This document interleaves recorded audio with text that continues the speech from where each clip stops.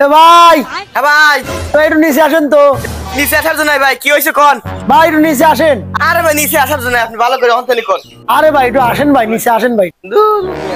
আচ্ছা रुको जरा सबर करो। কি হয়েছে ভাই কোন? ভাই আজ 3 দিন ধরে কিছু খাইনি, 500 টাকা বিক্রি দেন। আচ্ছা ভাই আসেন।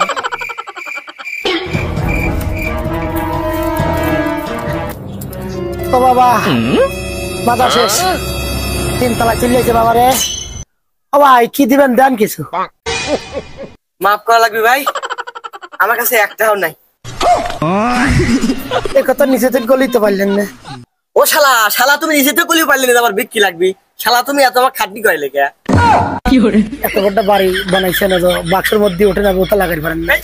শালা